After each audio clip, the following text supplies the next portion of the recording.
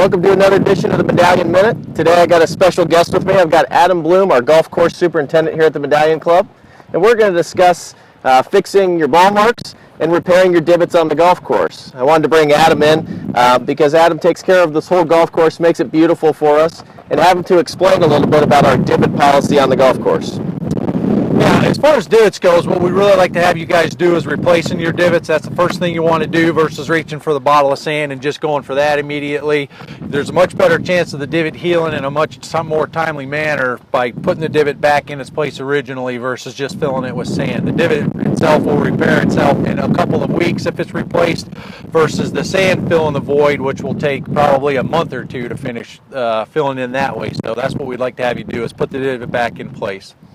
You know, we do see a lot of golfers on the golf course, and especially in our events, when they're rushed, that the first thing they do is just grab the bottle of sand and put it down, where we leave divots lying all across the fairway, which is tough for the other golfers. But the one question I'd have is if you can only find half of your divot, is it better to replace that half and then sand the rest? That's what? Yes, yeah, ideally that's if you got any part of the divot, unless it totally explodes into 100 pieces, but if there's even a portion of the divot, go ahead and put it back, because that's going to fill that void and make it more level for the player that's coming back in next, and then you can just fill around it with a little bit of sand, and that'll still heal even quicker than just the full void fill with sand only. Do you think a lot of people get confused in the fact, I know when we play down south, like in Florida, when you're on Bermuda grass, they tell you not to replace the divot at all because that grass dies. Right. So most people think that you should sand always, but first is divot here in our climate, Yep. and then second would be to sand. Yeah, exactly. Down in south where the Bermuda is, that's such an aggressive grass, it'll fill in much faster on its own like that versus us here where you take that void out, it takes a long time for everything to creep across and fill in on that. So filling the divot with, what's there is much better. Now I notice on our greens a lot of times, and you can see we've got a ball mark here when we've hit into the green. I've noticed people sometimes pop the ball mark up, which I've traditionally been told is wrong. Can you kind of demonstrate on how you would fix a ball mark? Yeah, I mean, ideally what you'd like to try to do is get in and, you've got the ball mark there like that. What you'd like to do is take the grass from around the outside and work it in towards the middle versus just taking and popping it up like that, because you're doing more tearing of the roots that way.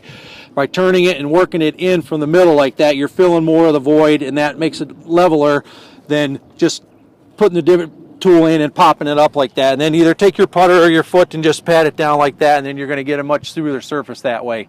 And the other reason you want to do that, immediately is because that ball mark will heal much quicker. A properly repaired ball mark will heal in 2 to 3 days versus one that is left unrepaired, and honestly takes 2 to 3 weeks, even 4 weeks, closer to a month before it will heal.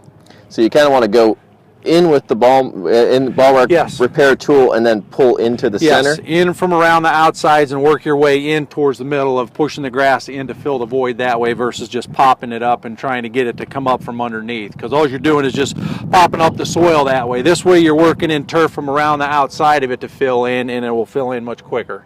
Awesome. Well, I think that's been very educational about fixing our ball marks and replacing our divots here at the club.